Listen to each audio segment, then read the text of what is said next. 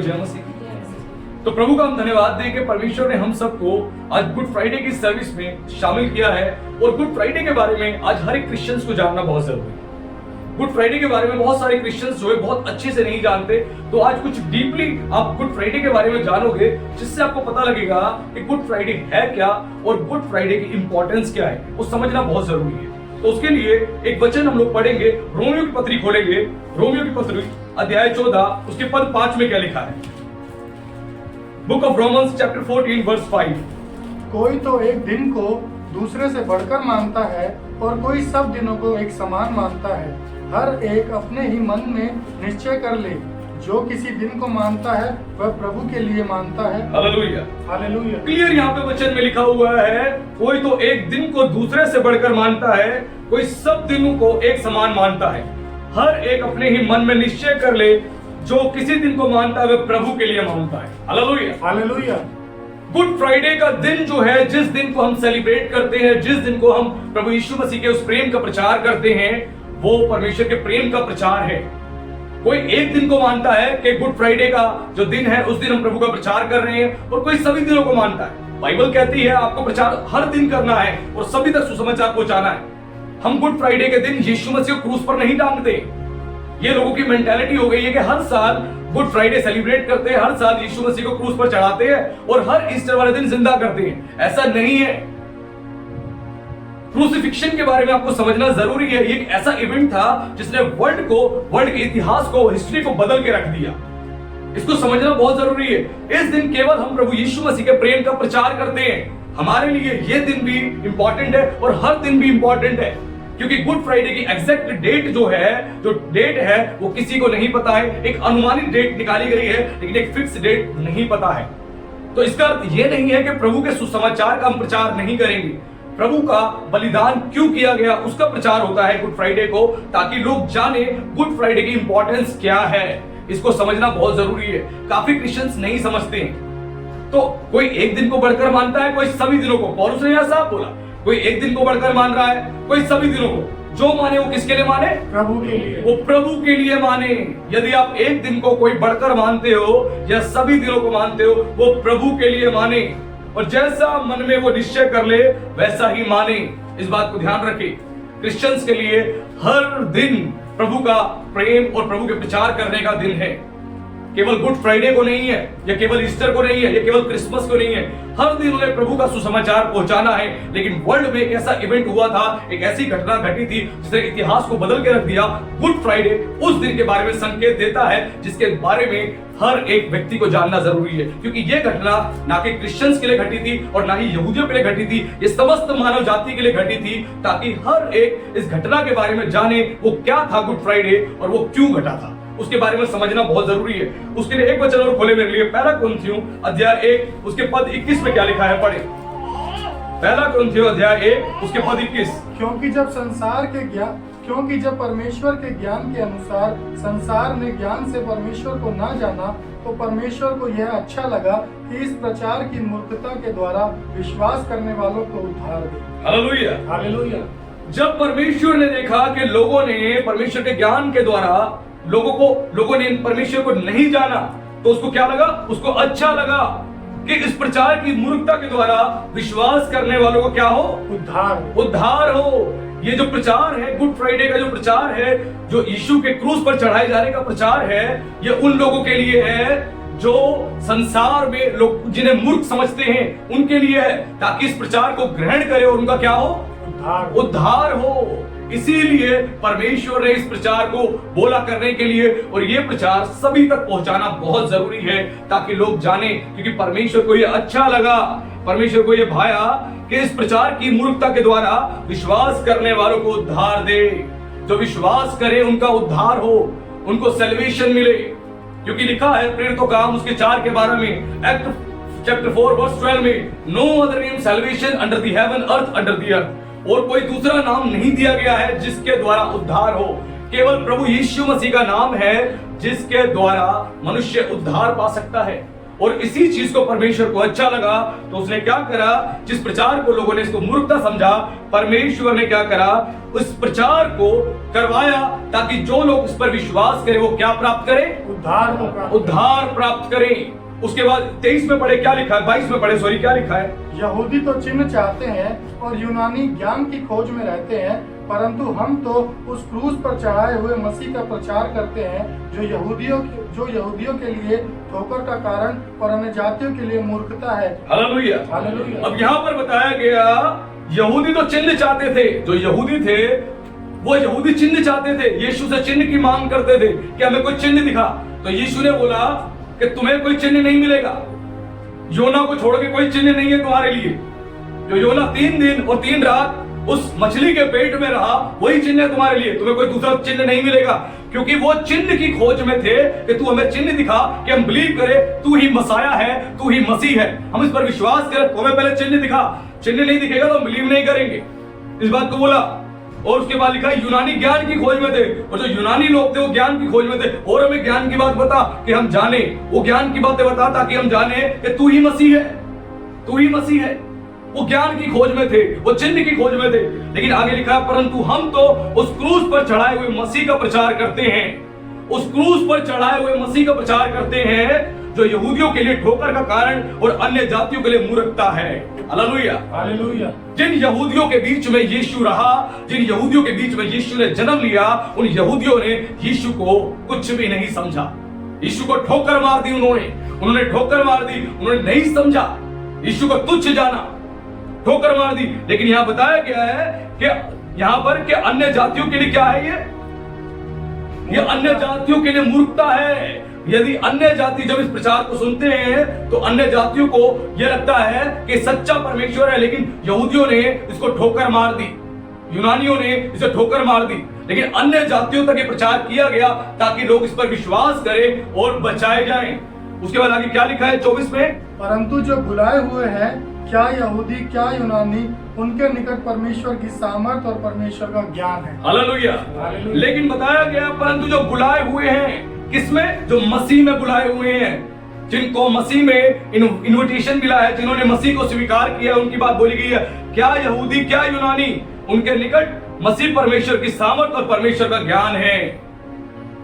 सीधा बोला गया है, आपको जो बुलाया गया है मसीह में, आप किसी भी कम्युनिटी से बिलोंग करते हो, आप किसी भी स्टेट से बिलोंग करते हो, आप वर्ल्ड की किसी भी डिनोमिनेशन से बिलोंग करते हो, किसी भी कंट्री से बिलोंग करते हो, कोई मतलब नहीं है। यदि आपको बुला लिया है, आपकी कास्ट, आपकी कम्युनिटी से कोई मतलब नहीं है परमेश्वर को।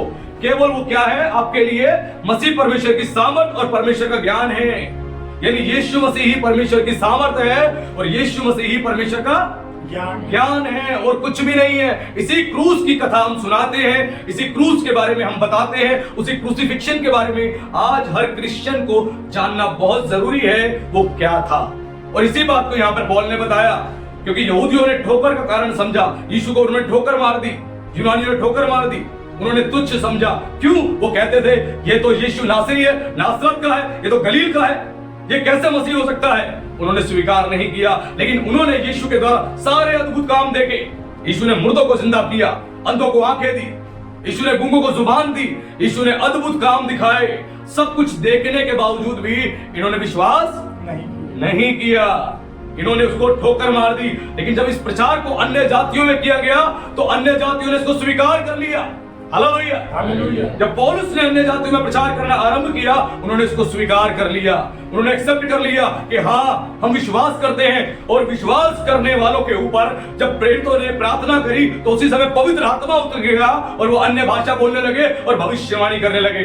हालेलुया। हालेलुया। विश्वास करने वालों को पवित्र आत्मा मिल जाता है, जो विश्वास करते हैं वो पवित्र आत्मा से भरे जाते हैं, क्योंकि वचन कहता है बिना पवित्र आत्मा के कोई भी यीशु को प्रभु नहीं कह सकता है, कोई भी नहीं कह सकता है। जब आपने प्रभु पर विश्वास किया, आपके जीवन में पवित्र आत्मा आ गया और वो पवित्र आत्मा आने के बाद आपका जीवन आपका नहीं रहा, वो प्रभु का हो गया। हालेलुया। हालेलुया। उसके बाद एक वचन और पढ़े, रोमियो उसके 5 के 12 में क्या लिखा है। इसलिए जैसा एक मनुष्य के द्वारा पाप जगत में आया और पाप के द्वारा मृत्यु आई, और इस रीति से मृत्यु सब मनुष्यों में फैल गई। हालेलुया। हालेलुया। यहाँ पे पौलुस ने बताया इसलिए जैसा एक मनुष्य के द्वारा पाप जगत में आया, यानी इस जगत में पाप आया एक मनुष्य के द्वारा, और पाप के द्वारा मृत्यु आई, और इस रीति से मृत्यु सब मनुष्यों में फैल गई। क्लियर बताया गया है। यानी एक व्यक्ति ने पाप किया, एक व्यक्ति ने पाप किया, उसके पाप के कारण पूरे जगत में क्या हुआ? पाप फैल गया, वो स्प्रेड हो गया, वो फैलता चला गया। उस पाप के कारण पूरा जगत पापी हो गया। और यीशु मसीह को आने की इसीलिए आवश्यकता पड़ी क्योंकि यीशु मसीह क्रूस पर पापियों के लिए बलिदान देने आया था, समस्त मानव जाति के लिए बलिदान देने आया था, क्योंकि जगत पापी हो चुका था। अब इस पाप की शुरुआत जो हुई इसके बारे में समझना जरूरी है, क्योंकि जब तक हम बिगिनिंग पॉइंट नहीं समझेंगे कि पाप की शुरुआत कहां से हुई और किस तरह हुई, तब तक हम इस मैसेज को आगे नहीं समझ पाएंगे। तो हमें बिगिनिंग पॉइंट को समझना पड़ेगा, किस व्यक्ति के द्वारा पाप हुआ और पाप का आरंभ कहां से हुआ और जगत कैसे पापी हुआ। उसके लिए खोलेंगे उत्पत्ति की पुस्तक अध्याय 3 उसके पद 1 को पढ़ेंगे। क्या लिखा है? Book of Genesis chapter 3 verse 1। यहोवा परमेश्वर ने जितने नन्हेले पशु बनाए थे उन सब में सर्प धूर्त था। उसने स्त्री से कहा, क्या सच है कि परमेश्वर ने कहा तुम इस वाटिका के किसी वृक्ष का फल न खाना? स्त्री ने सर्प से कहा, इस वाटिका के वृक्षों के फल हम खा सकते हैं, और जो वृक्ष वाटिका के बीच में है उसके फल के विषय में परमेश्वर ने कहा है कि ना तो तुम उसको खाना और ना उसको छूना, नहीं तो मर जाओगे। Hallelujah, hallelujah. ये बिगिनिंग पॉइंट था दुनिया में पाप की एंट्री का। यहां से पाप की शुरुआत हुई। जब परमेश्वर ने अदन की वाटिका बनाई तो अदन की वाटिका बना के पहला मनुष्य और पहली स्त्री को बना के वहां पर रख दिया और बोला तुम यहां पर रहो। और उसके बाद परमेश्वर जो है उनसे दिन के ठंडे समय में मिलने के लिए आया करता था। और सारे जो जानवर बनाए थे उन सारे जानवरों में जो सर्प यानी सांप था वो धूर्त था, यानी तेज था बहुत ज्यादा। अब उसने क्या करा? उसने आके हवा से बातचीत करी, क्योंकि हवा का और सर्प का एक अच्छा रिलेशन था, अच्छा रिलेशन था। हवा और सर्प के बीच में एक प्यार था, दोनों के बीच में एक रिलेशन था। और सर्प ने आके बात करी। यहां पर सर्प ही आया, कोई दूसरा व्यक्ति क्यों नहीं आया? कोई दूसरा जानवर क्यों नहीं आया? सर्प ही आया, क्योंकि सर्प जो था हवा के नजदीक था। तो शैतान आपके नजदीक जो लोग हैं उनके थ्रू भी आपको बहका सकता है, आपको फंसा सकता है, आपका चहिता बनवाएगा, उसके बाद आपके जीवन में एंट्री लेगा। ये उसका काम है। और उसने सर्प के द्वारा एंट्री ली हव्वा के जीवन में और आके क्या सवाल किया? जानता सब कुछ था। वो सर्प केवल सर्प काम नहीं कर रहा था, सर्प में शैतान काम कर रहा था जिसने एंट्री ली। ये वही सर्प था जो हवा के साथ तो बहुत अच्छे समय से रह रहा था, उसके साथ खेलता था, उसके साथ रहता था। अब अचानक से उसको क्या पड़ा कि वो हवा को बहकाए। वो बहकाने नहीं आया। बहकाने कौन आया?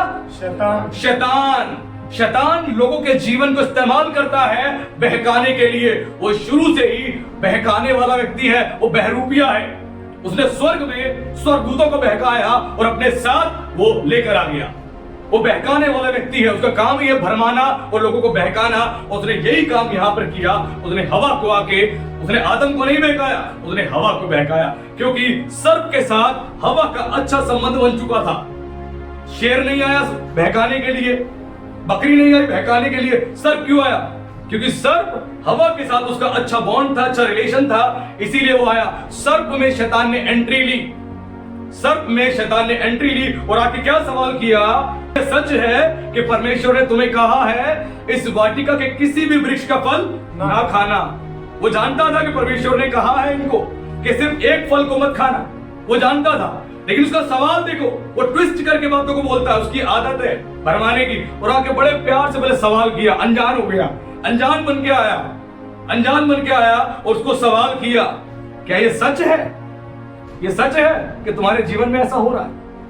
ऐसे आके सवाल करता है शैतान। वैसे ही आके उसने सवाल किया और बोला हवा से, क्या ये सच है कि परमेश्वर ने तुम्हें मना किया है इस वाटिका के अंदर जो वृक्ष है उनके फल खाने के लिए? प्लानिंग।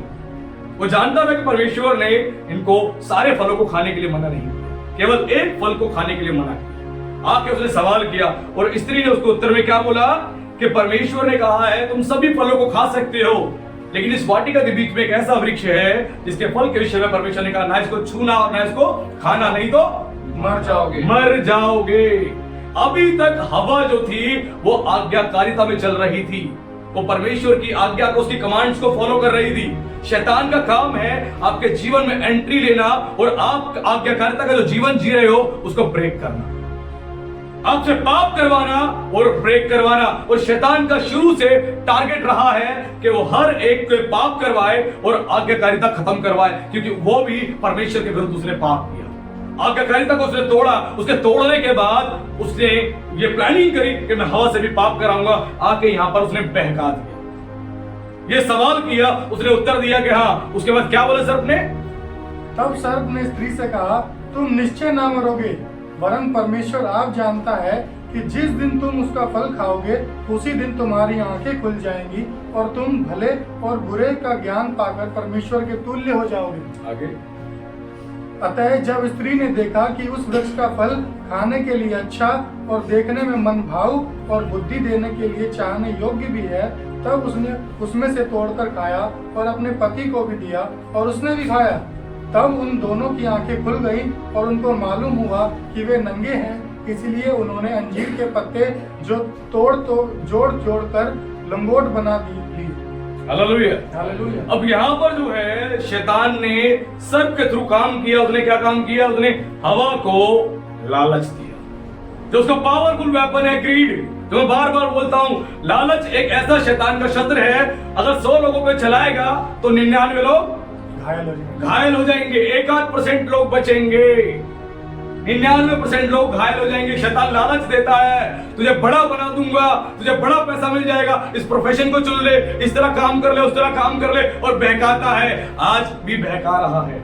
वो शुरू से भरमाने वाला है। उसने यहाँ पर उसको बहकाया, उसके अंदर लालच उत्पन्न कराया कि तू यदि इस पेड़ का फल खा लेगी तो परमेश्वर आप जानता है कि तू परमेश्वर के तुल्य हो जाएगी। डिजायर, उसने डिजायर उसको दिखाया, देख परमेश्वर के तुल्य तू हो जाएगी, क्योंकि वो देखती थी कि परमेश्वर शक्तिशाली है, परमेश्वर सामर्थी है, बुद्धि ज्ञान से भरा हुआ है। वो मिलने आता था परमेश्वर, तो उसके मन में इच्छा हुई परमेश्वर के तुल्य होने की। मैं उसके तुल्य होना चाहता हूं, उस सेलिब्रिटी के तुल्य होना चाहता हूं, मैं उस पास्टर के तुल्य होना चाहता हूं, मैं उसकी तरह बनना चाहता हूं, मैं उस बॉडी बिल्डर की तरह बनना चाहता हूं, मैं इसके तुल्य बनना चाहता हूं। डिजायर, शैतान डिजायर को उत्पन्न कराता है। मैं अंबानी की तरह बनना चाहता हूं, मैं टाटा और बिरला की तरह बनना चाहता हूं। डिजायर लालच को उत्पन्न कराता है। उसका पावरफुल वेपन है ग्रीड। उसने चला दिया, उसने इस शस्त्र को चला दिया और हवा इस शस्त्र से घायल हो गई। वो घायल हो गई शस्त्र से, और घायल होते ही उसने क्या करा? उसने उस फल की ओर देखा, क्योंकि उसने जब सर्प की बातें सुनी तो सुनने के बाद उसके मन में विचार उत्पन्न हुए। अगर आज कोई आपको बोल दे कि आपको दुबई के अंदर एक नौकरी मिल रही है और 2 लाख रुपए का आपका मंथली पैकेज है, आपके मन में विचार आ जाएंगे, अब डिजायर आपके मन में उत्पन्न हो जाएगी। मैं दुबई जाऊंगा, 2 लाख का मेरा पैकेज है, मैं वहां पे इतना खर्चा करूंगा, मैं 1.5 लाख रुपए महीना बचाऊंगा, 1 साल का मेरा इतना हो जाएगा, इतना हो जाएगा, इतना हो जाएगा, मैं इतना पैसा इकट्ठा कर लूंगा, मैं ये कर लूंगा। डिजायर ऐसा ही होता है, सबके साथ ऐसे ही होता है। मंथली पैकेज ईयरली पैकेज में कन्वर्ट हो जाता है, फिर टोटल खर्चे निकल जाते हैं, उसके बाद दिखता है बैलेंस कितना बचा, सारी प्लानिंग हो जाती है। डिजायर, शैतान ऐसे ही डिजायर को उत्पन्न कराता है, इच्छाओं को उत्पन्न कराता है, लालच देता है। परमेश्वर कहता है जो धन परमेश्वर की ओर से मिलता है, यानी यहोवा जो धन देता है उसमें वो दुख नहीं मिलाता है। यानी धन शैतान भी देता है। Hallelujah, hallelujah. धन परमेश्वर भी देता है और धन शैतान भी देता है। शैतान जो धन देगा उसमें क्या होगा? दुख होगा। वो पैसा तो आएगा लेकिन पैसा टिक नहीं पाएगा। आएगा पैसा और छेद वाले थैले में जाएगा, बीमारी में जाएगा, कर्जों में जाएगा, कोई चुरा के ले जाएगा, कोई डकैती मार लेगा, वो पैसा चला जाएगा, क्योंकि वो धन परमेश्वर की ओर से नहीं है। यही वेपन को उसने यीशु पर भी चलाया था। बोला तू मुझे गिर के दंडवत प्रणाम कर, मैं क्या करूंगा? जगत का वैभव तुझे दे दूंगा।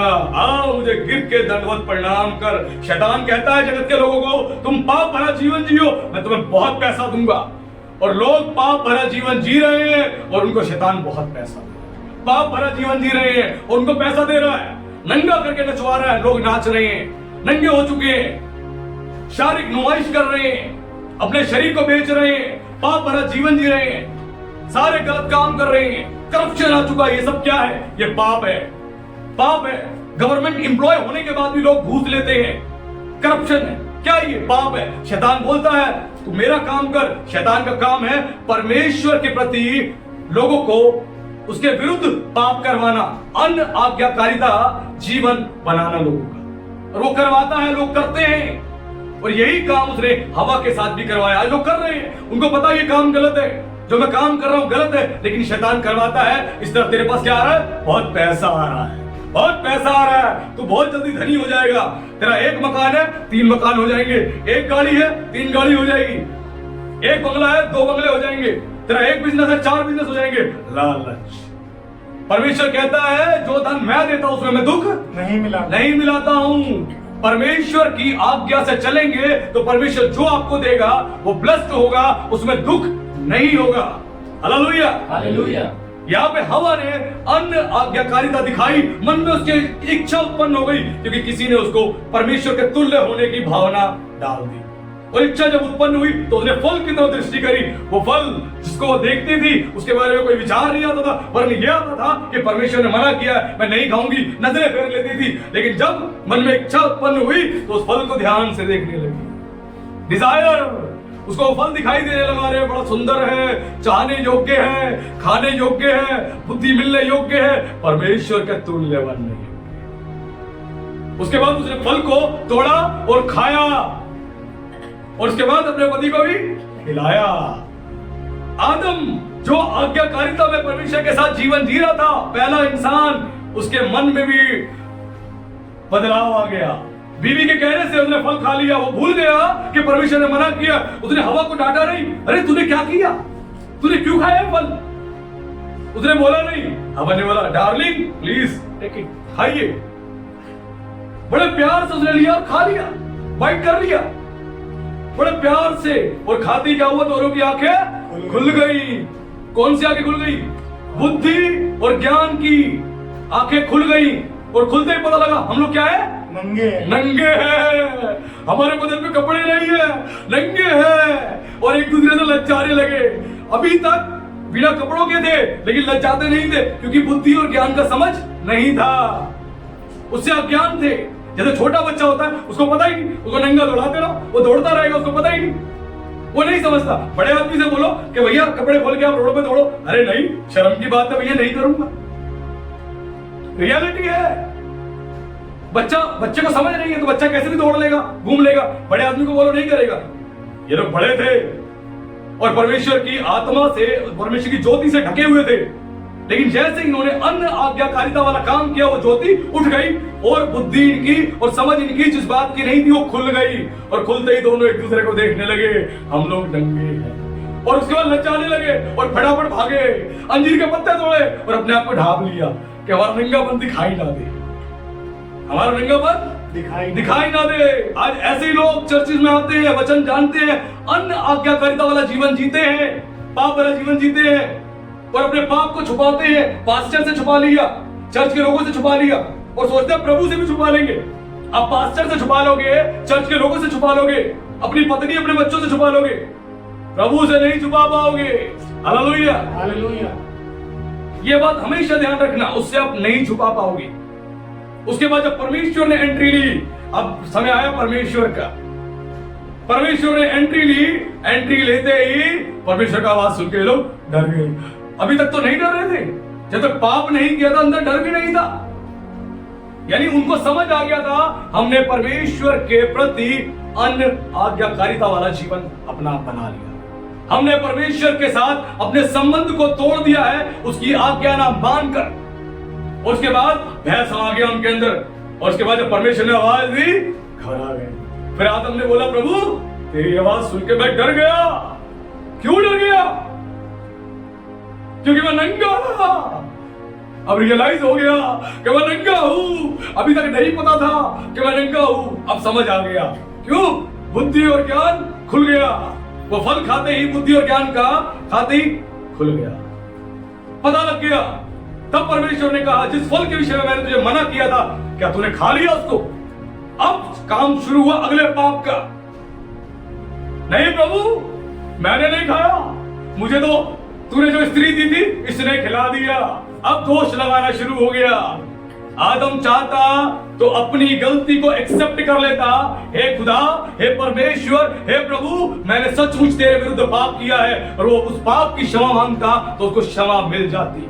Hallelujah, hallelujah. लेकिन उसने अगला पाप किया, दोष लगाने का। एक पाप का आरंभ हुआ, अगला पाप जुड़ गया साथ में। आप एक पाप भरा जीवन जियो, एक पाप करो, अगले पाप आपके जीवन में जुड़ते चले जाएंगे। आप शराब पियो, आप सिगरेट पीना शुरू कर दोगे, आप गुटखा खाना शुरू कर दोगे, आप तंबाकू खाना शुरू कर दोगे, आप जुआ खेलना शुरू कर दोगे, आप व्यभिचार करना शुरू कर दोगे, और धीरे धीरे आपके जीवन में पाप एंट्री बनाता है। इस बात को ध्यान रखना। और इसने परमेश्वर के सामने सीधा दोष लगा दिया और बोला, जो स्त्री तूने मुझे दी थी, यानी परमेश्वर को भी यहां पे इंक्लूड कर रहा है, तूने जो स्त्री दी थी उसी ने मुझे खिला दिया। अपने आप को साफ सुथरा कर लिया, मेरी तो गलती नहीं है। आज भी घर में लोग कई बार लड़ाई झगड़ा हो जाता है, कोई बात हो जाती है, तुम्हारी वजह से सब कुछ हुआ, तुम्हारी वजह से हुआ, दोष लगाते। अपनी गलती नहीं कहते कि तुमने तो कुछ कहा था, मैंने तो बहुत कुछ कह दिया। वो नहीं कहेंगे, नहीं तुम्हारी वजह से सब कुछ हो रहा है, तुम्हारी वजह से सब कुछ हो रहा है। एक दूसरे पर दोष लगाना शुरू, और वही काम यहां पर हुआ। आदम ने सीधा ही दोष लगा दिया। उसके बाद हवा से पूछा, तूने क्या किया ये? नहीं प्रभु, मुझे तो सर्प ने बहका दिया। अब इसने भी मेरा पाप किया। अब एक दूसरे में दोष लगाना शुरू, उसने सर्प पे इल्जाम डाल दिया। अब सर्प बेचारा बेजुबान, अब करे क्या? अब तो फंस गया वो, अब तो कुछ बोल नहीं सकता। आदम ने तो अपनी बात कह दी, हवा ने अपनी बात कह दी, सर्प फंस गया। आपकी कल्पिट वही था। Hallelujah, hallelujah. कल्पिट वही था, उसी ने क्राइम किया था, उसी को शैतान ने इस्तेमाल किया था, तब वो फंस गया। अब वो क्या कहे? कोई जवाब नहीं। और परमेश्वर ने उसको श्राप दिया, और श्राप देके बोला, तू जीवन भर पेट के बल चलेगा। जीवन भर उस समय खड़ा होकर चलता था सर्प, उसको फिर बोला पेट के बल चलेगा, और तू जीवन भर मट्टी चाटेगा, और तेरे वंश और स्त्री के वंश के बीच में बैर उत्पन्न कराऊंगा। जो रिलेशन है ना तुम दोनों का बड़ा स्ट्रॉन्ग, उस रिलेशन को यही खत्म करूंगा मैं। जो प्यार है ना तुम्हारा, इस बॉन्ड को यही खत्म करूंगा मैं। इसने बहका दिया, इसी प्रेम में, इसी संबंध को मैं खत्म करवाऊंगा, और बोला बैर उत्पन्न कराऊंगा। और तू क्या करेगा? जो स्त्री का वंश है वो तेरे सर को कुचल डालेगा, और तू उसकी एड़ी को डसेगा। यहां पर परमेश्वर ने इनडायरेक्टली शैतान को उस समय सीधा बोल दिया था कि स्त्री के द्वारा एक व्यक्ति उत्पन्न होगा, और उसी मनुष्य के द्वारा तेरा सिर कुचला जाएगा। जिस सर पर तू घमंड कर रहा है कि मैं ऊंचा हूं, तेरी इज्जत उतरेगी, तेरे कपड़े उतरेंगे। तूने जो आदम के और हवा के कपड़े उतारे, वो तेरे कपड़े उतरेंगे। वो स्त्री के वंश से जो व्यक्ति आएगा, वो तेरे सर को कुचलेगा और दबा देगा तेरे सर, और तू उसकी एड़ी को डसेगा। यानी तू सोचेगा कि मृत्यु मैं इसके जीवन में डाल के हासिल कर लूं, लेकिन तू नहीं कर पाएगा, क्योंकि वो तेरे सर को कुचल देगा। यहां पर परमेश्वर ने उस सर्प को जब ये बात बोली, यहां पर एक प्रोफेसी हो चुकी थी। यहां पर एक प्रोफेसी हो चुकी थी परमेश्वर के बारे में, कि परमेश्वर ने बोल दिया था कि स्त्री के वंश के द्वारा मैं क्या करूंगा? तेरे सिर को कुचलूंगा। उसके बाद आगे क्या वो पढ़े कि यहां पर जब पाप हुआ, पाप के कारण जब परमेश्वर ने श्राप दिया सर्प को, उसके बाद परमेश्वर ने श्राप किसको दिया? हवा। और बोला कि मैं तेरी पीड़ा इतनी बढ़ाऊंगा, जब तू जच्चा देगी, यदि बच्चा करेगी, जब तू गर्भवती होगी, प्रजनन का समय आएगा, तेरी पीड़ा को मैं इतनी बढ़ाऊंगा, अधिक बढ़ा दूंगा। पहले तो थोड़ी देर बोला, अधिक बढ़ा दूंगा। और उस समय क्या होगा? तेरी लालसा तेरे पति की ओर होगी, और तेरा पति तुझ पर प्रभुता करेगा। यही कारण है महिलाओं को जब वो प्रजनन का समय आता है, डिलीवरी का टाइम आता है, तो उस समय पर उनको बहुत पीड़ा होती है। ऐसा लगता है हमारे प्राण निकल जाएंगे, हमारी जान नहीं बचेगी। इतनी पीड़ा बड़ी होती है, क्योंकि हवा के पाप के कारण स्त्रियों पे ये श्राप आ गया। हालेलुया। उसके बाद आदम को यहाँ पे श्राप दिया परमेश्वर ने, और बोला तेरे कारण भूमि श्रापित है। तेरे कारण भूमि श्रापित है। क्यों बोला तेरे कारण भूमि श्रापित है? क्योंकि आदम किससे बनाया गया था? भूमि से। भूमि की मिट्टी से बनाया गया था, तो उसके कारण भूमि भी श्रापित हो गई। और परमेश्वर ने बोला अब तू जीवन भर खेती करेगा, यानी तू मेहनत मजदूरी करेगा, और सर के पसीने से लेकर पैर के पसीने तक तू मेहनत करेगा। उसके बाद ये खेत भी, पृथ्वी भी तेरे लिए ऊंट कटारे उगाएगी। ये ऊंट कटारे उगाएगी, तब तू रोटी खाएगा। ये चीज बोली परमेश्वर ने। आज इंसान कितनी मेहनत करता है, वो कितनी मेहनत करता है, अपने बिजनेस में कितना पैसा लगा रहा है, वो कितने घंटे नौकरी करता है, तब भी उसको क्या प्राप्त होता है? लिमिटेड पैसा। सिर्फ लिमिटेड, उससे ज्यादा नहीं मिलता इतनी मेहनत करने के बावजूद भी।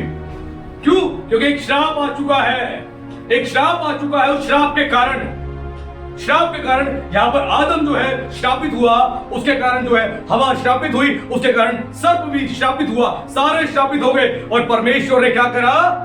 उस समय उनकी इज्जत परमेश्वर ने देखी कि दोनों नंगे थे, वो पत्तों से जो बदन ढक रहे, इससे कुछ होगा नहीं। तो परमेश्वर ने उस समय पर वहां पर उनको चमड़े के अंगरखे बनाए। यानी पहली बार परमेश्वर ने एक जानवर को वहां पर मारा, पहली बार परमेश्वर ने उस जानवर की बलि करी। किसके लिए? इंसान को वस्त्र देने के लिए। वो पहली बलि बाइबल की है। और इसका अर्थ है कि इंसान जब पाप करेगा तो पाप के कारण बलि चढ़ाना बहुत जरूरी है। और ये पहली बलि वहां परमेश्वर ने चढ़ाई, और उसके बाद वो चमड़े के अंगरखे वो परमेश्वर ने उनको पहनाए और उनको अदन की वाटिका से बाहर निकाला।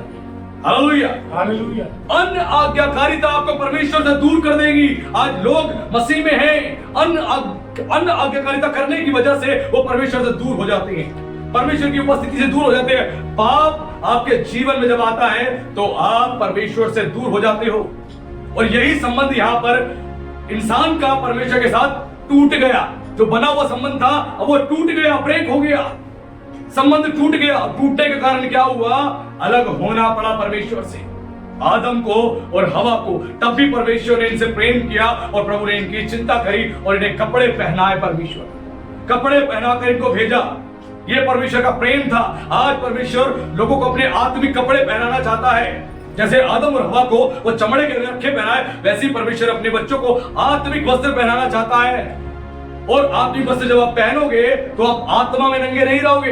लेकिन जब ये आत्मिक वस्त्र लोग नहीं पहनते तो आत्मा में भी नंगे होते हैं, नंगापन झलकता है उनका, क्योंकि पाप भरा जीवन जी रहे हैं। वो पाप उनके नंगेपन को दर्शाता है, वो पाप उनका नंगापन दिखाता है और कुछ नहीं है। और शैतान का काम है आपको नंगा करना। उसने आदम और हवा को भी यहां पर नंगा करवा।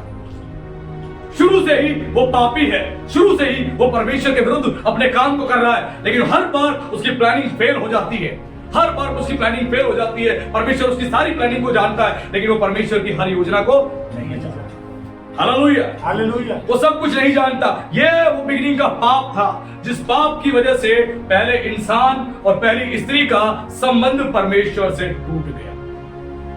ये गुड फ्राइडे का बिगिनिंग का पार्ट था, जिसको आपको समझना बहुत जरूरी है। यहाँ पे संबंध टूटा और टूटने के बाद इसीलिए यीशु जो है एक मानव अवतार लेके, यानी मैनिफेस्टो होके धरती पर आया, एक शरीर में होकर आया, क्योंकि स्त्री के वंश के द्वारा ही शैतान के सिर को कुचलने की भविष्यवाणी उत्पत्ति में हो चुकी थी। Hallelujah, hallelujah. इसीलिए यीशु शरीर में होकर आया। और हमने पाम संडे वाले दिन मैसेज को सुना था, जब यीशु ने यरूशलेम में प्रवेश किया। प्रवेश करने के बाद उसके आगे की घटनाओं के बारे में हम जानेंगे। उसके लिए खोलेंगे हम पहला वचन, हाँ, यूहन्ना उसके 6:64 से पढ़ेंगे। क्या लिखा? अब ये वो घटना है जिस घटना के समय पर प्रभु यीशु मसीह के साथ जो प्रभु के चेले थे, उन चेलों में से एक चेले के बारे में यीशु ने यहाँ पर एक घोषणा करी थी, एक बात बताई थी। वो पढ़े उसको, 6:64 में क्या लिखा है? परंतु तुम में से कुछ ऐसे हैं जो विश्वास नहीं करते, क्योंकि यीशु पहले ही से जानता था कि जो विश्वास नहीं करते वे कौन है और कौन मुझे पकड़वाएगा। Hallelujah, hallelujah. अब यीशु के 12 चेले थे, 12 चेले जो यीशु के साथ थे। उन चेलों में यीशु ने एक के विषय में यहाँ पर बोला, यहाँ पर बताया। यीशु ने बोला कि तुम में से बहुत से मुझ पर विश्वास नहीं करते।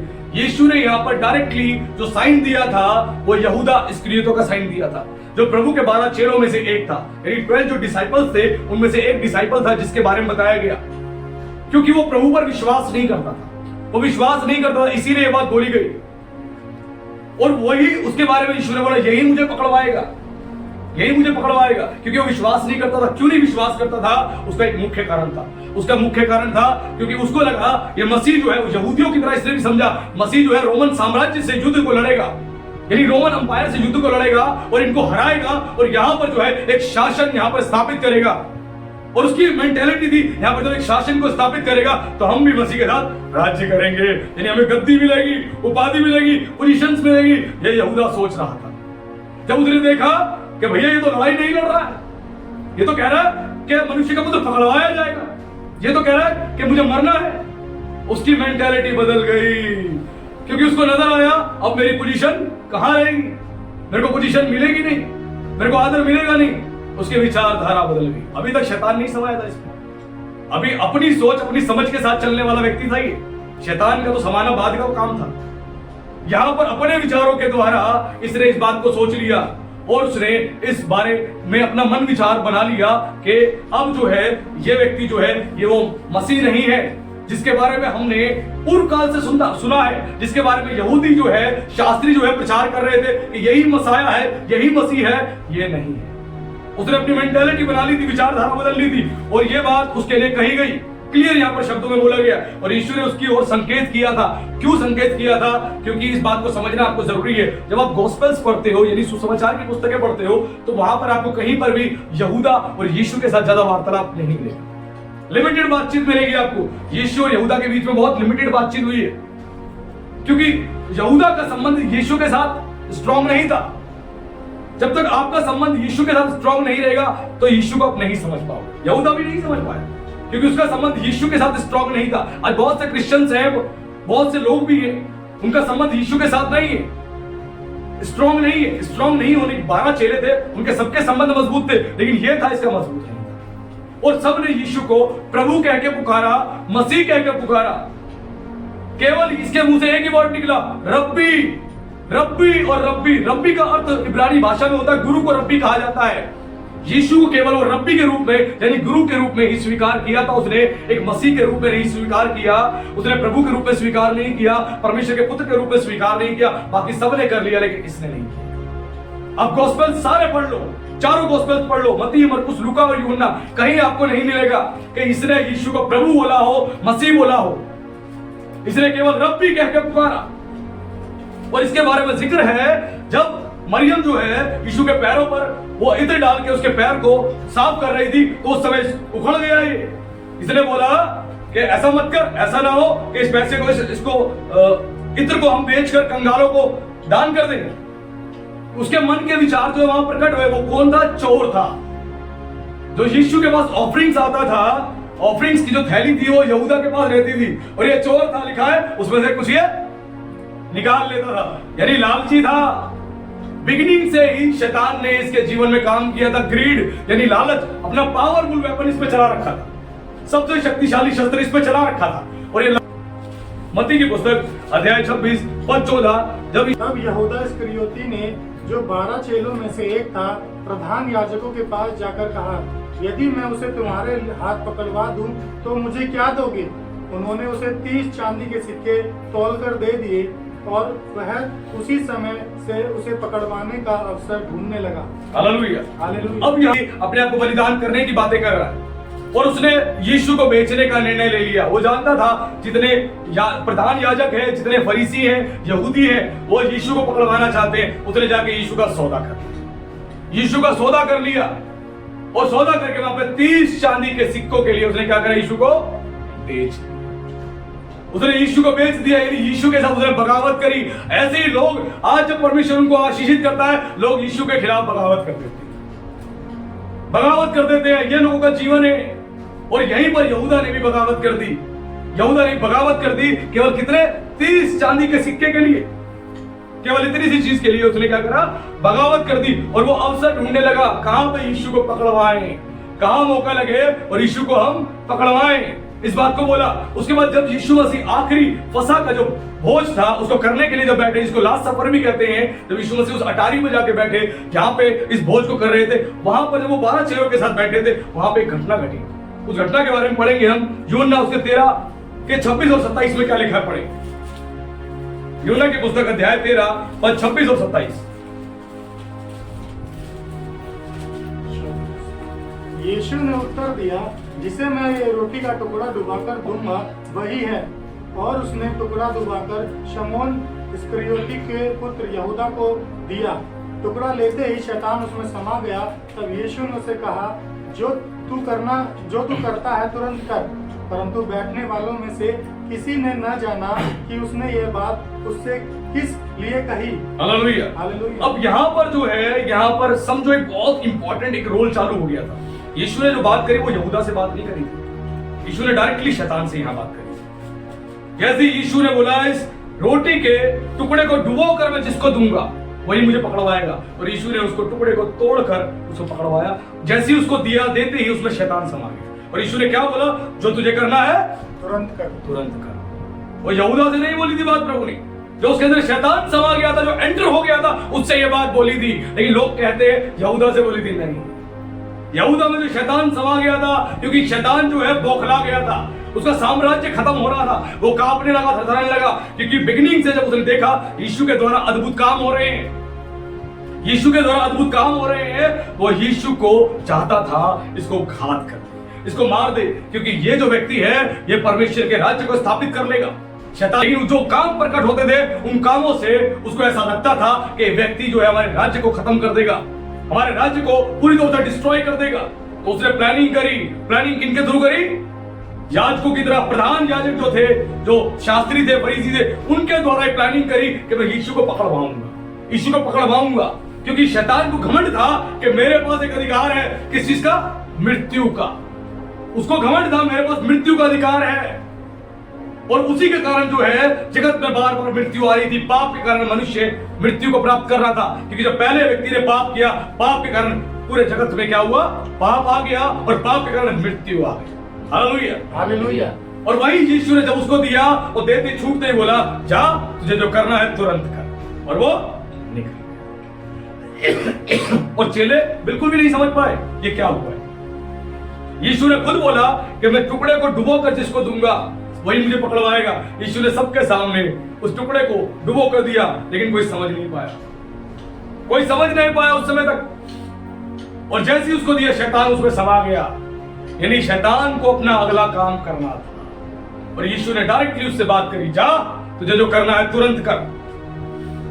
और उसके बाद वो गया, भागा भागा यहूदा, भागा भागा गया किनके पास? प्रधान याजकों के पास। उनके पास गया और बोला, आओ मैं तुम्हें बताता हूं यीशु कहां है। और उस समय यीशु गतसमनी के बगीचे में था, गतसमनी के बगीचे में था, और वहां पर यीशु प्रार्थना कर रहा था। और यीशु बहुत व्याकुल था, यीशु बहुत व्याकुल था।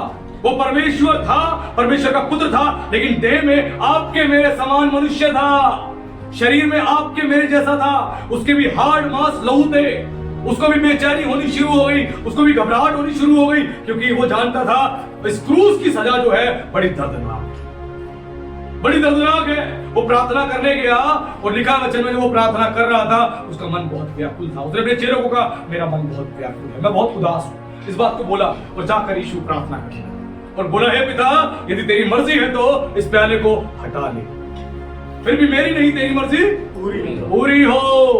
उसने इस बात को बोला। यीशु वापस आया, चेलों को देखा ये फिर से सोए हुए हैं, और यीशु ने बोला, जागते रहो, प्रार्थना करते रहो। उसके बाद यीशु दोबारा गया, लिखा है वो मुंह के बल गिर गया। यीशु यानी शारीरिक तौर से, पूरी तौर से, शारीरिक तौर से यीशु दुर्बल हो चुका था, शारीरिक तौर से यीशु पूरी तौर से डिस्टर्ब हो गया था, वो पूरी तौर से डिस्टर्ब हो गया था। और लिखा वो मुंह के बल गिर पड़ा, वो मुंह के बल गिर पड़ा, इतना दुर्बल हो गया था गतसमनी के बगीचे में, क्योंकि वो जानता था जिस क्रूस पे मुझे जाना है उसकी सजा जो है बड़ी दर्दनाक है, दर्दनाक वो सजा है। और वो भी व्याकुल हो गया, बेचैन हो गया, और यीशु का शरीर भी साथ नहीं दे रहा था, उसका शरीर भी साथ नहीं दे रहा था। मुंह के बल गिर पड़ा वो, और गिरकर प्रार्थना करने लगा, प्रभु ये प्याला हटा, फिर भी मेरी नहीं तेरी मर्जी।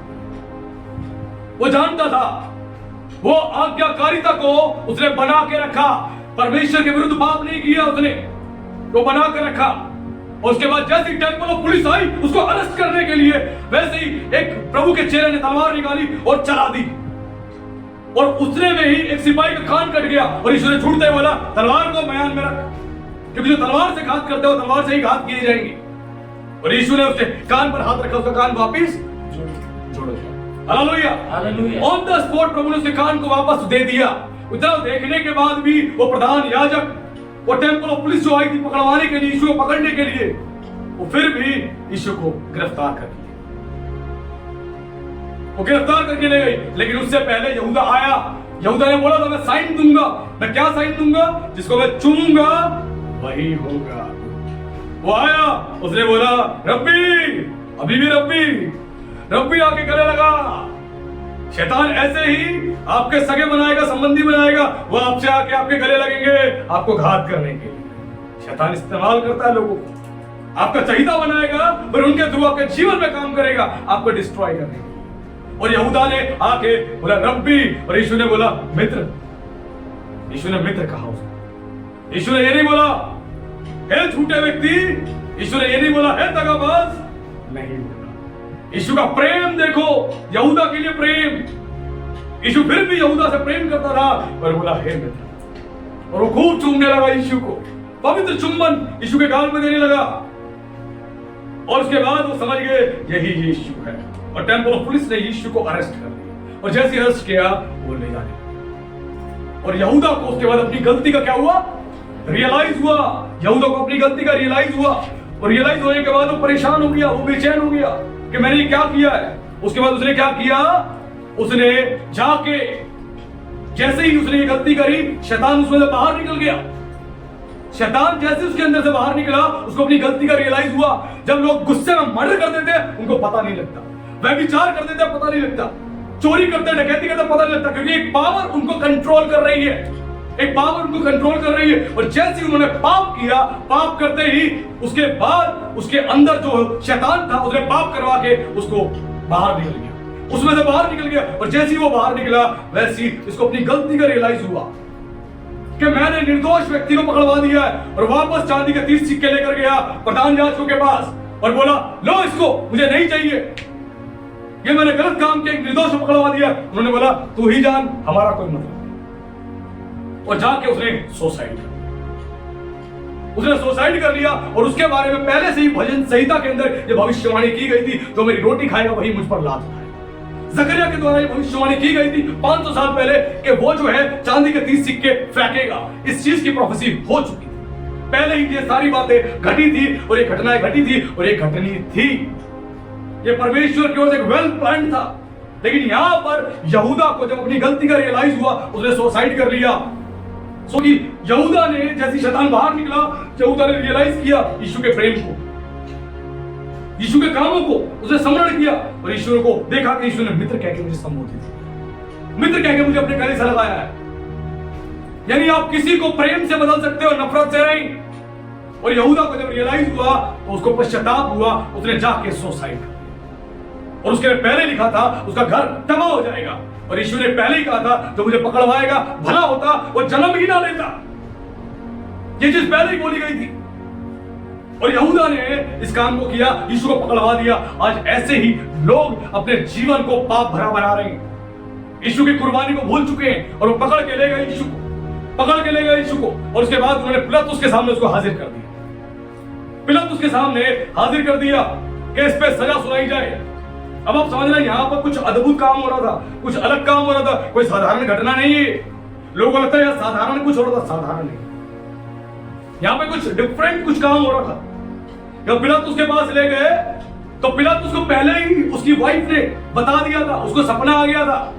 उसने पिलातुस को बोला कि मुझे सपना आया है, वो धर्मी मनुष्य के कारण मुझे बहुत दुख हुआ है, तो तू कोई भी उसके काम में तू हाथ मत डालना। पहले ही बोल दिया था, और पिलातुस जानता था इस बात को, पिलातुस को पता था। जब वो यीशु को लेकर आए तो पिलातुस ने देखा इस बात को, वो समझ गया कि जबरदस्ती ये यीशु को फंसाने का काम कर। और उन्होंने क्या झूठा आरोप लगाया, ये कहता है मैं यहूदियों का राजा हूं, मैं यहूदियों का राजा हूं, ये कह के ये काम कर रहा है। और पूरी तौर से यहां पर राजतंत्र के अंदर इसने गंदगी फैला दी है, और लोगों को भरमा रहा है, ये राजद्रोह कर रहा है, और इस तरह कह के उस पर झूठे एलिगेशंस लगा दिए। लेकिन पिलातुस जानता था, और पिलातुस ने पूछा क्या तू यहूदियों का राजा है? उसने क्या बोला, तू ही तो बोल रहा है। यीशु ने क्लियर उससे बोला तू ही तो बोल रहा है। उसने फिर सवाल किए, तू जानता तेरे ऊपर ये आरोप लगा रहे, बता कुछ अपने बारे में। वो चुप रहा, क्योंकि उसको उस क्रूस की सजा लेनी थी। वो चुप रहा, निर्दोष निष्कलंक मेमने की तरह वो चुप रहा, वो क्रूसीफाई होने के लिए चुप रहा, उसने कुछ नहीं बोला। और पिलातुस समझ गया, और फिर पिलातुस ने क्या बोला, क्योंकि फसह के पर्व के समय पर वहां की रीति होती थी कि एक डाकू को छोड़ दिया जाएगा, एक व्यक्ति को छोड़ दिया जाएगा। तो पिलातुस ने बोला कि मैं किसको छोड़ूं तुम्हारे लिए, बरहब्बा को या यीशु को जो मसीह कहलाता है? तो प्रधान याजकों ने भरमा दिया, यहूदियों को, फरीसियों को भरमा दिया। उन्होंने बोला हमारे लिए बरहब्बा को छोड़ दो।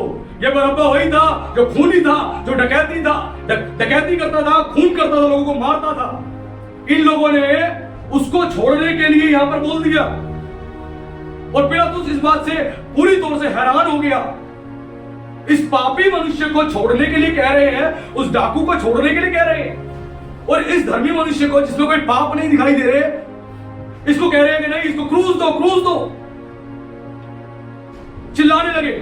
यहां पर एक आत्मिक जंग चल रही थी, यह कोई साधारण घटना नहीं थी। यहां पर एक आत्मिक जंग चल रही थी। शैतान ने पूरी पावर लगा दी थी, पूरी पावर यीशु को डिस्ट्रॉय करने के लिए पूरी पावर लगा दी थी। लेकिन वो नहीं जानता था कि परमेश्वर की प्लानिंग उससे बड़ी है, परमेश्वर की प्लानिंग अद्भुत है। और उस समय एक मसीह विरोधी आत्मा काम कर रही थी। तो पहला यूहन्ना उसके अध्याय 2 में लिखा हुआ है, एक मसीह विरोधी आत्मा, स्पिरिट्स ऑफ एंटी क्राइस्ट, एक मसीह विरोधी आत्मा काम कर रही थी लोगों में। सोचो, ये वही लोग थे जिनको यीशु ने चंगा किया था, ये वही लोग थे जिन्होंने यीशु के प्रेम को देखा था, ये वही लोग थे यीशु की बातों से जो पूरी तरह से बदल चुके थे, ये वही लोग थे जिन्होंने यीशु के स्वागत में खजूर की डालियां बिछाई थी, अपने कपड़े बिछाए थे। ये वही लोग थे जो कह रहे थे होसाना होसाना, दाऊद की संतान होसाना। ये वही लोग थे जो यीशु को महिमा दे रहे थे, उसको प्रेज कर रहे थे। अचानक से क्या, कुछ तो था, कुछ तो था। वो स्पिरिट काम कर रही थी, मसीह विरोधी आत्मा, और उसने क्या करा, पूरी तौर से लोगों को अपने कब्जे में ले लिया। उन प्रधान याजकों ने, शास्त्रियों ने भड़का दिया यहूदियों को पूरी तौर से, और वो चिल्लाने लगे, हमारे लिए बरअब्बा को छोड़ दो, बरअब्बा को छोड़ दो, और यीशु को क्रूस दो, क्रूस दो। पिलातुस समझ गया, प्रेशर आ गया पिलातुस पे, उस पर प्रेशर आ गया, मैं क्या करूं। वो हाकिम था वहां का, उस पर प्रेशर आ गया, मैं क्या करूं। उसने क्या बोला कि तुम ही लोग इसके पाप, इस पाप के भागीदार हो गए। उसने अपने हाथ को पानी से धो लिया, यानी इस धर्मी मनुष्य के कारण मेरे ऊपर कोई पाप ना पड़े, मैंने हाथ धो लिया, तुम ही इसके भागीदार हो गए, तुम, तुम्हारे बच्चे जाने। उसने अपने हाथ सबके सामने धोए, और उसके बाद यीशु को ले जाया, यीशु को क्रूस पे टांगने के लिए ले जाया गया। जो पतरस कहता था, प्रभु मैं तुझे कभी नहीं छोड़ने का, मैं तेरे साथ हमेशा रहूंगा, वो पतरस भी यीशु का 3 बार, 3 बार। और उसके बाद उसको बहुत रियलाइज हुआ, वो बहुत रोया पतरस, पीटर बहुत रोया इस बात से कि हाँ, प्रभु ने बोला था कि जब तक तू 3 बार मेरा इनकार नहीं करेगा, मुर्गा बांग नहीं देगा। उसने इनकार कर दिया, और वो सारे चेले भाग चुके थे। जब यीशु पकड़वाया गया, अरेस्ट हुआ, गतसमनी के बगीचे में, उसी समय सारे चेले भाग गए थे, सबने साथ छोड़ दिया था। पतरस ऐसा नहीं, प्रभु मैं तेरे लिए ये करूंगा, मैं तेरे लिए प्राण दूंगा, मैं ये करूंगा, वो करूंगा। सारे तितर बितर सब भाग गए। ऐसी मसीह में बहुत से लोग आते, प्रभु मैं तेरी सेवा करूंगा, जब प्रभु आशीष देता मैं तेरी सेवा करूंगा, मैं तेरे लिए ये करूंगा।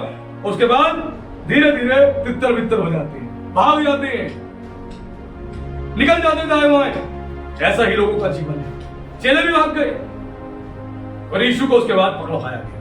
यीशु के 39 कोड़े उसको लगाए गए, क्योंकि 40 कोड़े मारने से इंसान की मृत्यु हो जाती थी, तो 39 कोड़े रोमन सोल्जर्स के द्वारा यीशु को मारे, 39 कोड़े। और लिखा है यशायाह 53 में कि हमारे ही अपराधों के कारण उसको घायल किया गया, हमारे अपराधों के कारण उसको कुचला गया। 39 कोड़े जो यीशु ने खाए, आपके और मेरे पापों के लिए खाए। वो पापी नहीं था, संसार को पाप से बचाने के लिए, संसार को छुटकारा देने के लिए यीशु ने वो 39 कोड़े खाए। वो कोड़े इतने जबरदस्त कोड़े थे, नुकीली हड्डियां उसमें लगी होती थी, तो वो किसी के मारते थे, मांस में फंस जाता था, और वो खींचते थे, पूरा मांस बाहर आता था। ऐसे कोड़े थे वो, साधारण कोड़े नहीं थे, हंटर नहीं थे।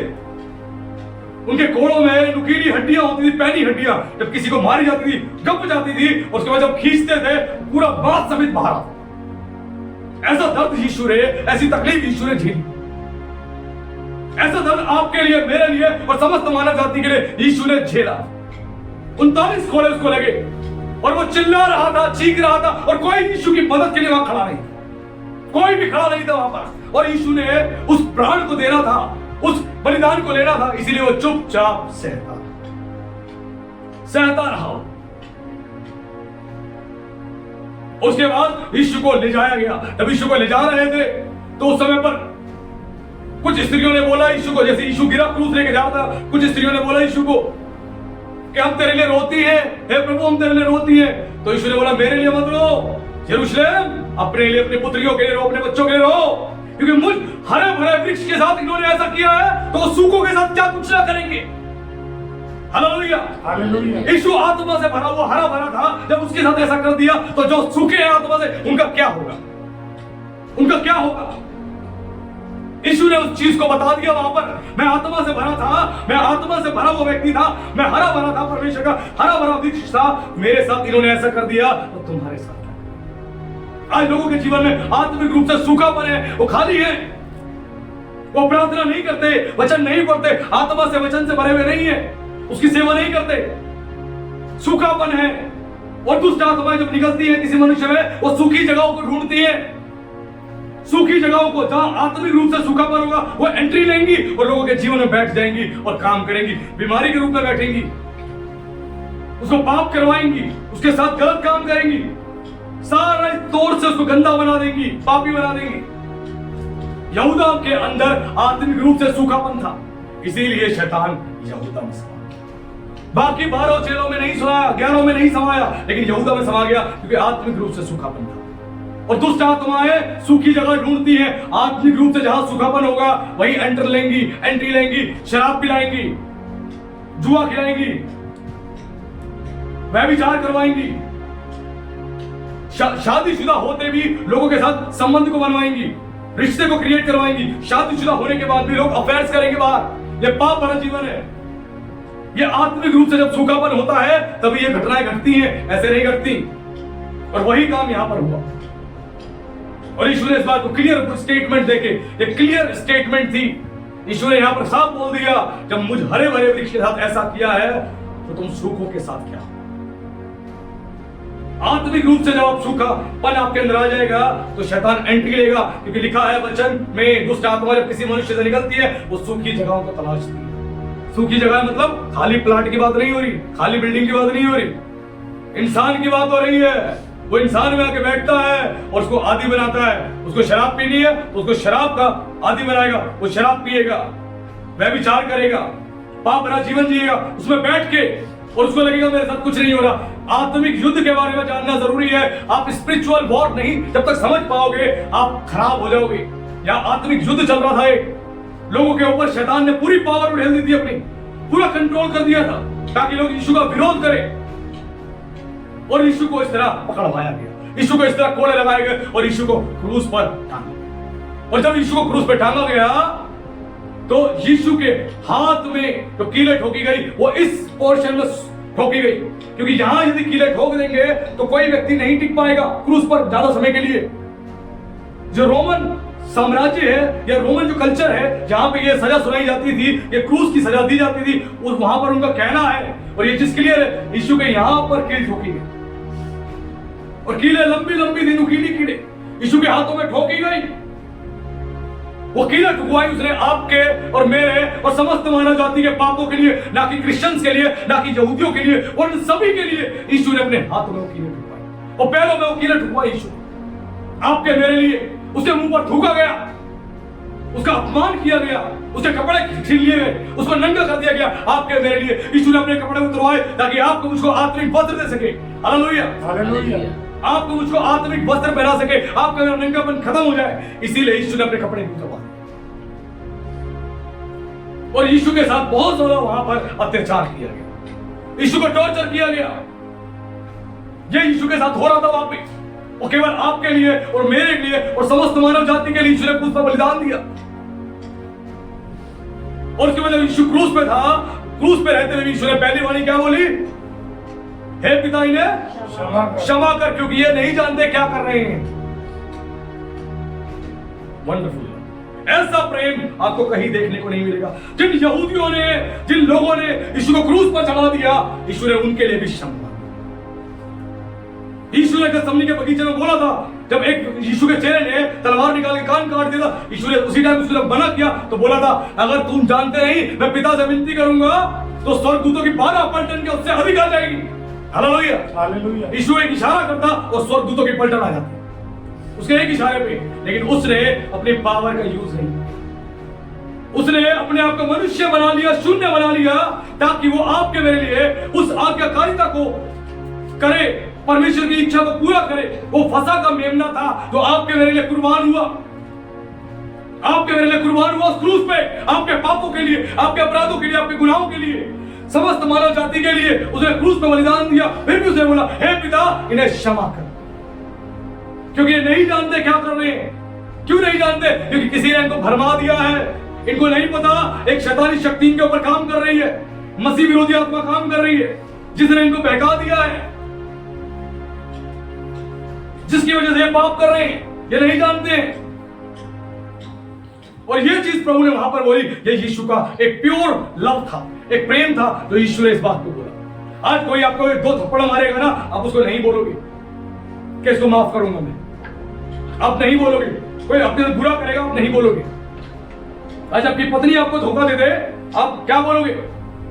मैं डिवोर्स दे दूंगा, मैं छोड़ दूंगा। यीशु ऐसा नहीं।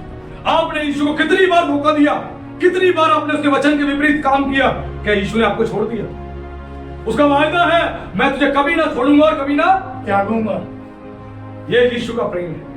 आप उसे छोड़ सकते हो, वो आपको नहीं छोड़ेगा, क्योंकि उसने आपको बनाया है, आप नहीं छोड़ सकते। लोग कहते हैं मैं अपनी पत्नी को छोड़ दूंगा, मैं अपने पति को छोड़ दूंगा, उसके भाई ने कुछ कह दिया, मैं अपने भाई को छोड़ दूंगा। लोग कहते हैं संसार के लोग, हमने क्या पाप किया? हमने ना मर्डर किया, ना हमने कोई चोरी करी, ना हमने गलत काम किया, हमने कौन सा पाप किया? यीशु ने बताया है, किसी व्यक्ति ने अगर अपने मन में किसी स्त्री के लिए कुछ विचार भी गंदे कर लिए तो उसने उसके साथ व्यभिचार कर लिया। कौन कह सकता है कि मैंने आज तक ऐसा विचार नहीं किया? यीशु ने बोला, यदि कोई अपने भाई को बोलेगा हे मूर्ख, तू नरक की आग में जलेगा, तो कचहरी में वो दंड के योग्य होगा। आप अपनी पत्नी को, अपने पति को, अपने भाई को मूर्ख भी कहते हो तो भी आप दंड के योग्य हो, क्योंकि जगत को जिसने बनाया है उसका कानून है, उसका कानून है जगत का। जैसे इस देश का कानून है, सभी देशों का कानून है, वैसे ही परमेश्वर का लॉ है, उसका कानून है। और पाप की सजा केवल मृत्यु है और कुछ नहीं है। यह पाप की सजा केवल मृत्यु है, और इसी पाप से बचाने का प्रयास परमेश्वर ने कई बार किया। मूसा को व्यवस्था दी कि व्यवस्था के द्वारा लोग धर्मी ठहरे, व्यवस्था को बोला कि व्यवस्था का पालन करें, तब भी लोग व्यवस्था का पालन नहीं करते थे, जिसको लॉ ऑफ मोसेस कहते हैं। तब भी लोगों ने इस व्यवस्था का पालन नहीं किया। बहुत कोशिश करी, परमेश्वर के लिए उन्होंने बलिदान चढ़ाए, मेढ़ों के, बकरों के, मेमनों के बहुत बलिदान चढ़ाए। प्रति वर्ष ये बलिदान चढ़ाए जाते थे, और साल में एक बार महायाजक जाता था भीतरी कक्ष में, केवल उसको परमिशन होती थी। जो दूसरा याजक होता था वो बाहर की सेवा टहल करता था, लेकिन जो महायाजक होता था वो भीतरी कक्ष में जाता था और लहू को लेके जो बलिदान चढ़ाया था उसके लिए प्रार्थना करता था, क्योंकि वहां परमेश्वर का सामर्थ और तेज होता था और कोई दूसरा व्यक्ति नहीं जा सकता था। वो जाके प्रार्थना करता था और आके उस लहू का छिड़काव लोगों पे होता था और लोगों के पाप क्षमा, यीशु के पाप। और यही बलिदान चढ़ाया जा रहा था सैकड़ों सालों से, और महायाजक बार बार अपनी उम्र की वजह से, मृत्यु की वजह से वो याजक नहीं रह पाता था। इसीलिए यीशु आपके और मेरे लिए एक ऐसा महायाजक बना जो परमानेंट ही उसने अपने लहू को लेकर परमेश्वर के आगे रख दिया। हे पिता, मेरे लहू से अपने बच्चों को शुद्ध कर, पवित्र कर, मैं इनके लिए इस लहू को चढ़ाता हूं, इसको ग्रहण कर। और वो लहू परमेश्वर ने ग्रहण किया, वही लहू था जो परमेश्वर ने ग्रहण किया, और यीशु आपका और मेरा महायाजक है। Hallelujah, hallelujah. वो आज भी आपके और मेरे लिए पिता से विनती और निवेदन करता है, आज भी बाइबल बताती है। और यीशु ने अपना लहू दे दिया, यीशु ने अपने लहू को बहा दिया, वो लहू का वो भेंट परमेश्वर को चढ़ा दिया। ये परमेश्वर का प्रेम था। उस क्रूस पर उसने प्रेम किया लोगों से, और प्रभु चाहता था कि लोग बचाए जाएं, लोग बचाए जाएं। और यीशु ने परमानेंटली महायाजक बन के लोगों का छुटकारा किया है। आज जितने लोग यीशु पर विश्वास करते हैं, यीशु को अपना जीवन देते हैं, वो सब बचाए जाते हैं। Hallelujah, hallelujah. यूहन्ना उसके 3:16 को पढ़े, क्या लिखा है वहां पे? परमेश्वर ने जगत से ऐसा प्रेम रखा कि उसने अपना इकलौता पुत्र दे दिया, ताकि जो कोई उस पर विश्वास करे वह नाश ना हो पर अनंत जीवन पाए। Hallelujah, hallelujah. यूहन्ना 3:16 में लिखा है, परमेश्वर ने जगत से, क्रिश्चियन से नहीं, यहूदी से नहीं, जगत से, जितने भी जगत में लोग हैं, सबसे परमेश्वर ने ऐसा प्रेम किया कि अपना इकलौता पुत्र उसने जगत को दे दिया, ताकि जो कोई उस पर विश्वास करे वो नाश ना हो पर अनंत जीवन पाए, इटर्नल लाइफ वो हासिल करे। और यीशु ने क्रूस पर दूसरी वाणी क्या बोली? यीशु ने क्रूस पे थे, यीशु ने 7 वाणियां बोली। वो बहुत इंपॉर्टेंट वर्स है।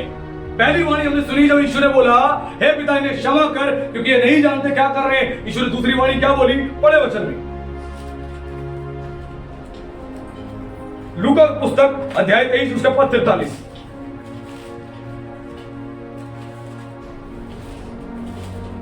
उसने उससे कहा, मैं तुझसे सच कहता हूँ कि आज ही तू मेरे साथ स्वर्गलोक में होगा। हालेलुया। हालेलुया।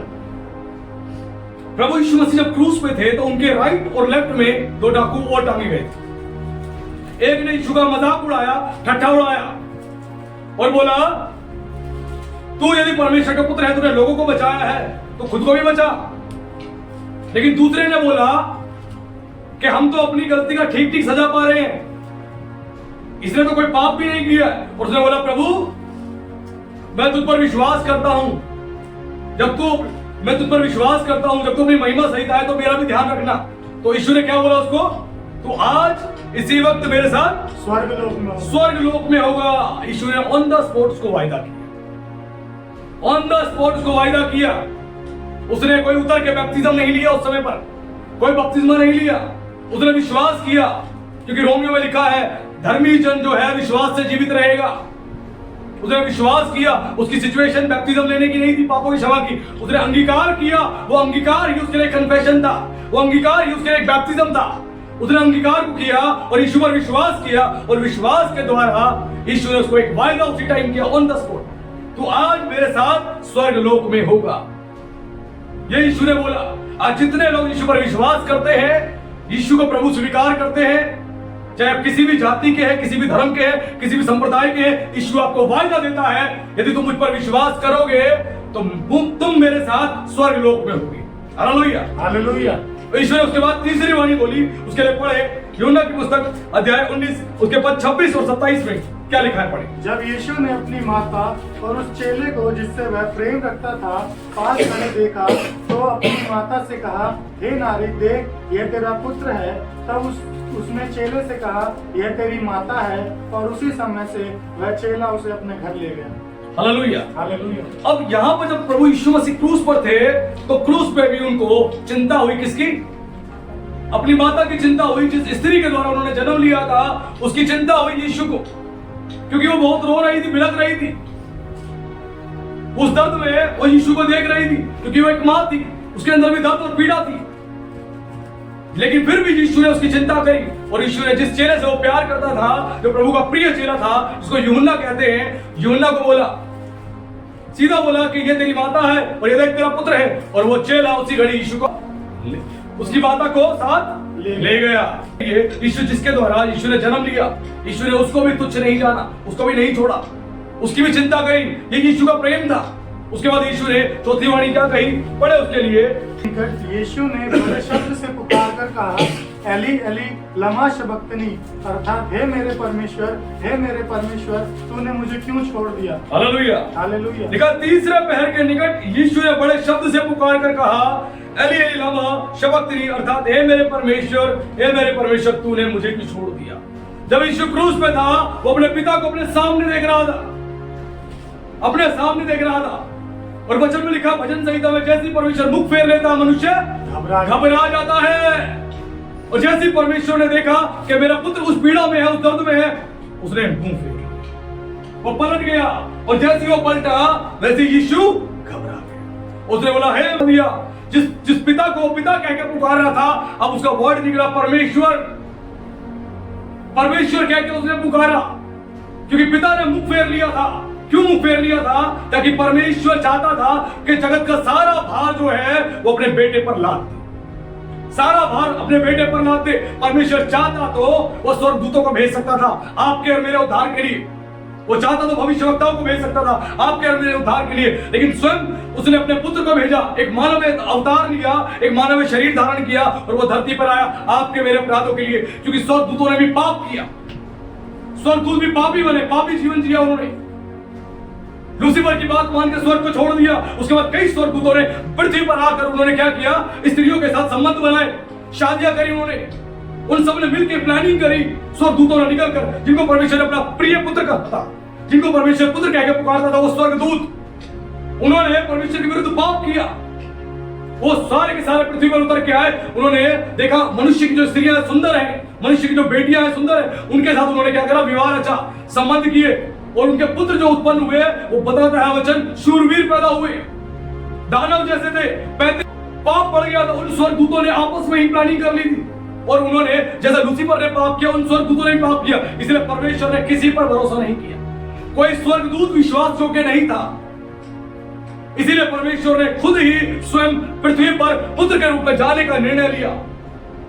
और जब शरीर में यीशु क्रूस पे था तो परमेश्वर ने मुख फेर लिया, क्योंकि जगत का सारा पाप यीशु पर लग गया, सारा पाप यीशु पर लाद दिया था परमेश्वर ने।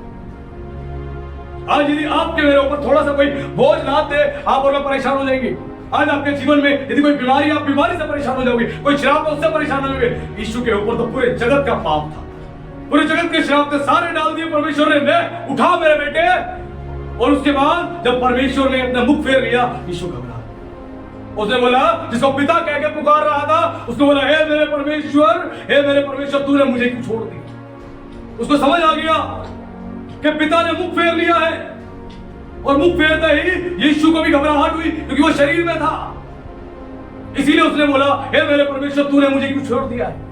उसके बाद यीशु ने अगली वाणी क्या कही, उसके लिए पढ़े यूहन्ना उसके अध्याय 19 और पद 28 में क्या लिखा है। इसके बाद यीशु ने यह जानकर कि अब सब कुछ पूरा हो चुका, इसलिए कि पवित्र शास्त्र में जो कहा गया वह पूरा हो, कहा, मैं प्यासा हूँ। Hallelujah, hallelujah. अब यीशु मसीह जब क्रूस पे था, जो यहूदी टाइम के अनुसार जो उस समय पे टाइम कैलकुलेशन होता था, वो अलग तरीके से कैलकुलेशन होता था।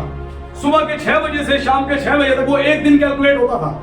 आज के समय के हिसाब से वो 24 घंटे कैलकुलेट नहीं होता था, वो 24 घंटे कैलकुलेट नहीं होता था। तो उस समय के हिसाब से यीशु को सुबह 9 बजे क्रूस पर चढ़ाया गया, और यीशु को 3 बजे तक क्रूस पर रखा गया, यानी 6 घंटे तक यीशु क्रूस पर रहा।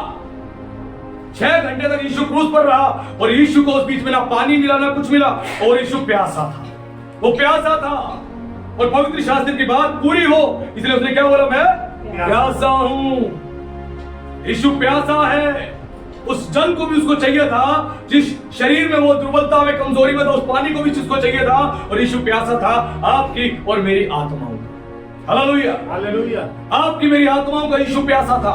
उसको आपकी और मेरी आत्माएं जब ग्रहण होती है तो यीशु की प्यास को हम बुझाते हैं, और यीशु ने इसी बात को बोला वहां पर कि मैं प्यासा हूं। उसके बाद आगे 6ठी वाणी पढ़े, क्या लिखा है। जब यीशु ने वह सिरका लिया तो कहा, पूरा हुआ, और सिर झुकाकर प्राण त्याग दिया। Hallelujah, hallelujah. उसके बाद जब यीशु ने बोला कि मैं प्यासा हूं, उसके बाद अगली वाणी में बताया गया, उन्होंने क्या करा, यीशु को सिरका पिलाया। यीशु को सिरका पिलाया, पानी नहीं दिया, उसको सिरका पिला दिया। सिरका दिया जाता था तो पानी की जगह यीशु को सिरका दिया गया, और सिरका इतना गंदा टेस्ट होता था, पीने वाला पी भी नहीं पाता था। यानी उसको तंग करने के लिए, परेशान करने के लिए यीशु को पानी में नहीं दिया, सिरका दे दिया, ताकि उसको और सताया जाए, और परेशान किया जाए। और यीशु ने उस सिरके को लिया। उसके बाद क्या लिखा है, उसने सर झुकाकर प्राण त्याग दिए। उसने सर झुकाकर प्राण त्याग दिए, यानी शरीर का सारा उसका लहू बह गया, सर उसका झुक गया, और शरीर से सारा लहू बह गया। लहू को बाइबल प्राण बताती है, उसके शरीर से सारा प्राण निकल गया, यानी सारा लहू बह गया, अब कुछ नहीं बचा था। उसके बाद यीशु ने 7वीं वाणी क्या बोली, पढ़े वचन में।